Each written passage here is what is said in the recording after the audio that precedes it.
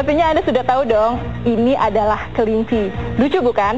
Ternyata kelinci ini bukan hanya lucu, tapi juga bisa mendatangkan keuntungan yang luar biasa besar. Seperti apa sih keuntungan yang bisa didapatkan dari beternak kelinci? Berikut liputannya.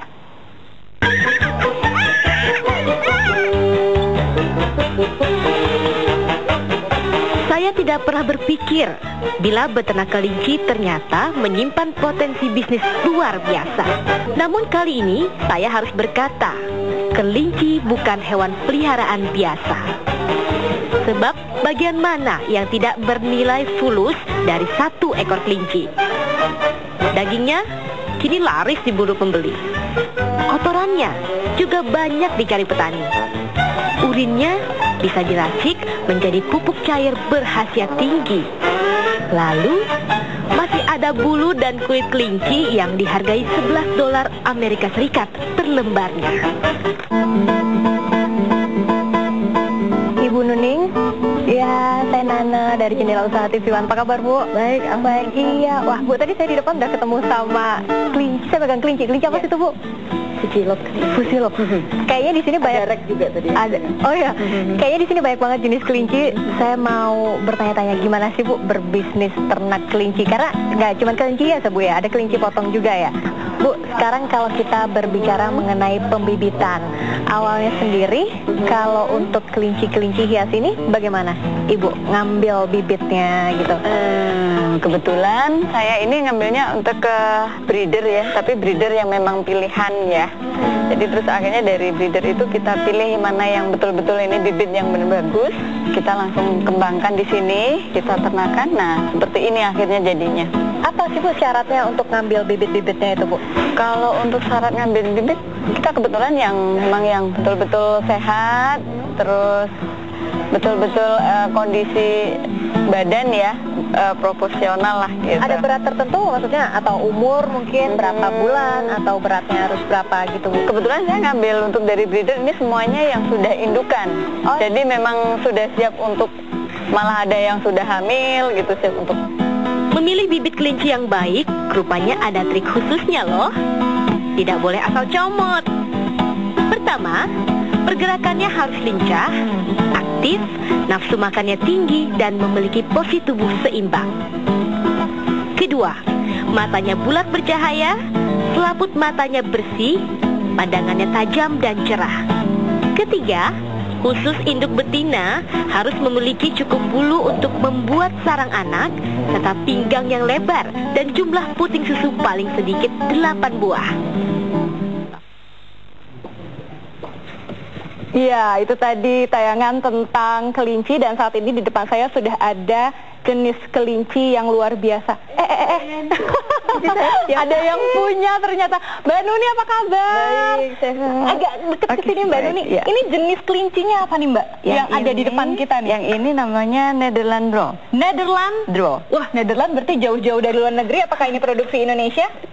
Yang ini memang untuk indukan pertamanya memang dari luar. Agak dari luar. Ya. Mbak Nuni agak Ya, deket ke saya ke sini baik. Mbak. Kalau misalnya Mbak bisa cerita sedikit, beternak kelinci itu sebenarnya sulit nggak sih Mbak? Terutama untuk yang baru seperti saya gitu Mbak.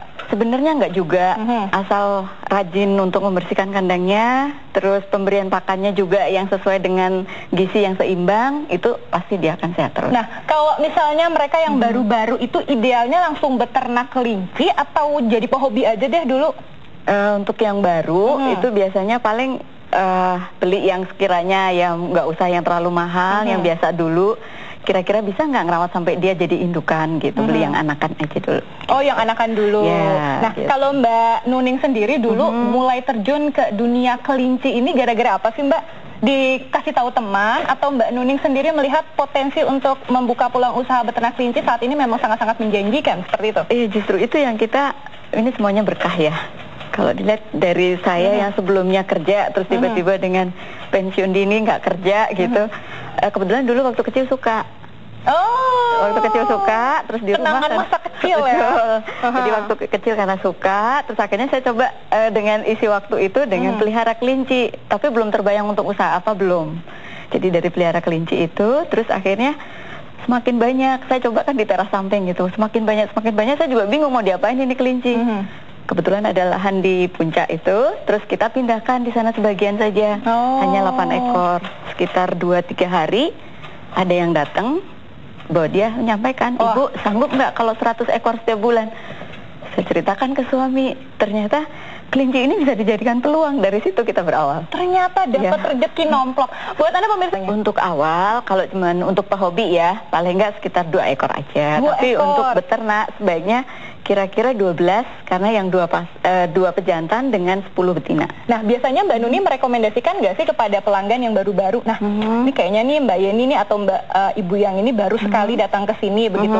Sebaiknya Ibu beli yang ini saja dulu karena lebih mudah perawatannya, atau Mbak Nuni langsung memberikan yang terbaiknya begitu? Mereka biasanya milih, Mbak saya suka yang ini. Bagaimana? Oke, kita ikutin. Terus kalau saya mau ini banyak, coba dulu yang itu. Coba dirawat, terus akhirnya nanti setelah bisa dia akan beli lagi. Oke, gitu. jadi Mbak Nuni selalu memberikan konsultasi. Iya. Kalau dulu sih saya ingetnya kelinci itu makannya kangkung sama wortel. Iya. Ideal nggak sih Mbak kalau saat ini, apalagi dilihat nih jenisnya agak sedikit istimewa begitu? Sebenarnya memang pada dasarnya dia kan makannya sayuran, tapi alangkah baiknya kalau kita lengkapi dengan gizi yang seimbang, itu kan mungkin lebih bagus. Nah itu dari sayur-sayuran dan dari biji-bijian gitu sama konsentrat, itu kita semua jadikan satu, kita oven. Jadi kondisi matang yang kita berikan. Nah, kalau saya lihat di sini nih ya, di sini makanannya pelet pemirsa. Ini kalau di sini. Iya, pelet. Nah, Mbak Nuni nggak bawa ya makan? Iya, ini ini dia. Bukan bermaksud promosi, tapi Mbak Nuni meracik sendiri. Ini kenapa akhirnya Mbak Nuni udah deh saya racik sendiri makanannya? Itu karena banyak peminat juga, beli juga, akhirnya kenapa nggak kita jadikan peluang juga? Ini akhirnya kita jual juga. Terdiri gitu. dari apa aja nih racikannya? Ini dari ada wortel, kacang hijau, terus jagung, ampas tahu gitu. Sudah sama sayur-sayuran yang limbah sayuran sebenarnya. Limbah organik? Iya, limbah organik sama limbah yang sayuran dari masyarakat petani yang sekitar situ. Oke. Sudah dibuktikan kepada kelinci-kelinci Mbak Nuni dan mereka sudah, iya. Dan ini kita hampir setiap bulan bisa 200 box keluar. Luar biasa. Suka dukanya apa saja sih Mbak? Kalau dibilang suka duka karena kita ngejalaninya pokoknya asal kita niat serius, mungkin rasa duka dan itunya mungkin ada rasa-rasanya gitu. Tidak sempat mengalami aduh tiba-tiba kelincinya mati atau pakannya susah atau lokasinya ternyata terbatas begitu?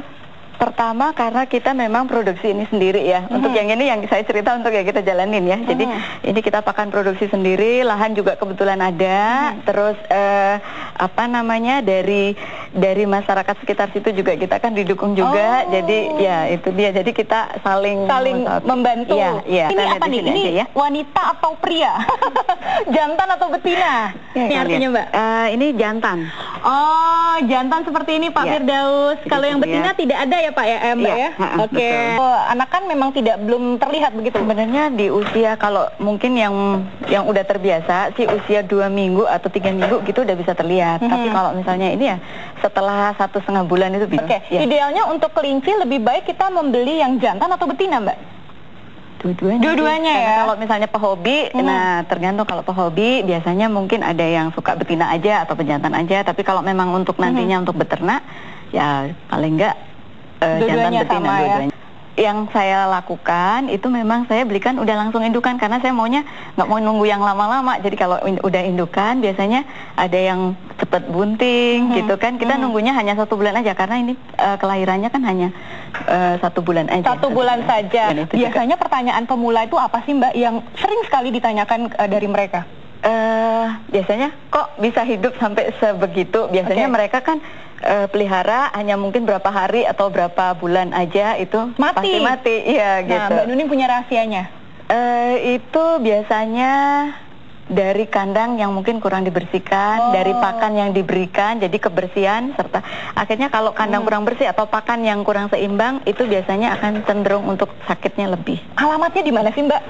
Alamatnya itu di Kafling 67, Cidokom 5, RT 01, RW 08, Desa Kopo, Cisarua, Bogor. Di Cisarua, namanya apa Mbak peternakannya?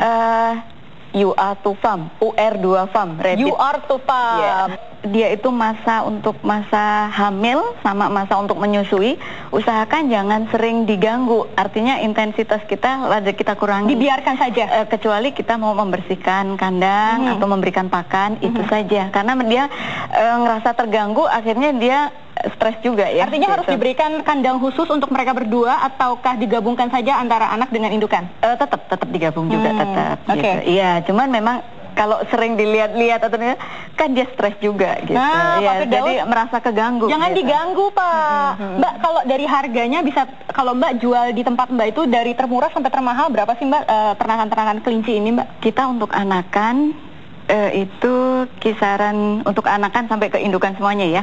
Itu kisaran harga terendahnya 50.000 sampai ke kisaran 2,5 juta. 50.000 sampai 2,5 juta. Ya. Itu berdasarkan kemampuan si pembeli, atau ada nggak sih pembeli yang bilang yang terbaik dan termahal gitu? Ada nggak sih Mbak yang minta untuk jenis kelinci secara khusus? Ada juga, gitu? ada juga. Itu mendatangkan langsung atau akhirnya Mbak ternak sendiri lagi untuk jenis itu?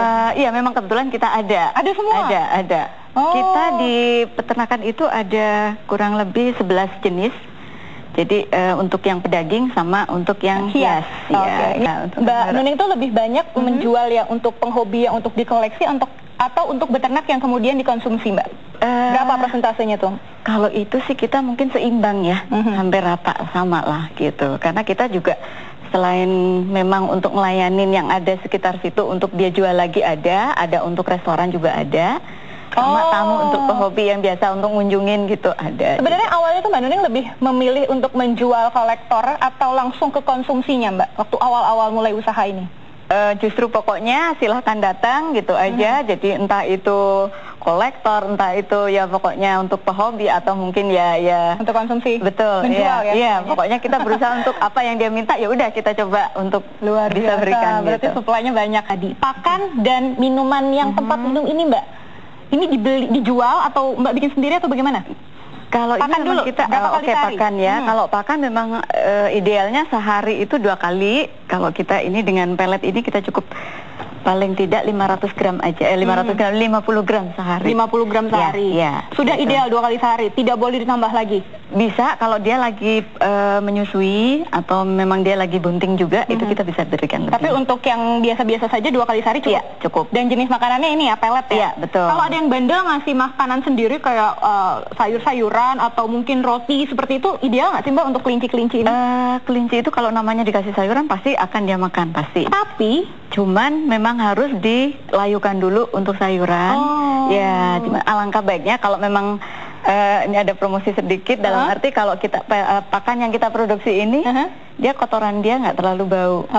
Ini gitu. racikan Mbak Nuning sendiri ya? Iya, betul. Oke, Mbak, ini tadi katanya ada yang naksir sama tempat minumnya, Mbak. Ini beli atau Mbak Nuning kreasi sendiri? Tempat minum itu kita jual juga, tapi kalau mau beli di pet shop pun banyak ada. Itu yang biasanya untuk kucing, anjing atau mungkin hamster ya. Iya, sama.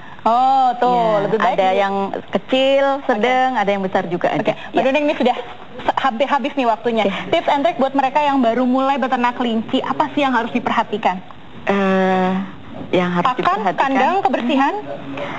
Betul. Kebersihan kandang, terus pakan yang ideal juga, yang asupannya gizinya seimbang, terus serius juga, jangan setengah-setengah, itu aja ngejalaninnya. Ini ada buku yang Mbak Nuning tulis sendiri ya Mbak Nuning ya? Ya, betul. Ini bisa dijelaskan isi dari buku ini apa aja Mbak? Dan bisa kita dapatkan apa saja kalau misalnya kita membaca buku ini? Ini tentang bagaimana merawat kelinci itu. Jadi memang judulnya Agar Kelinci Hias Tampil Menawan. Itu sudah ada di toko-toko buku di seluruh Indonesia. Ini edisi pertama, nanti edisi kedua juga ada lagi. Oke. Ini ada VCD-nya juga, jadi kalau kurang lengkap untuk bacanya, kita ada VCD-nya juga. Lengkap. Ya, nomor telepon Mbak, kalau misalnya ada yang langsung menelpon Mbak Nuning setelah kita siaran ini. Oke, nomor telepon ke 0816 1411 434. Oke. Ya, semoga tadi sudah dicatat, dan informasi tadi mengakhiri acara Jendela Usaha kita untuk hari ini.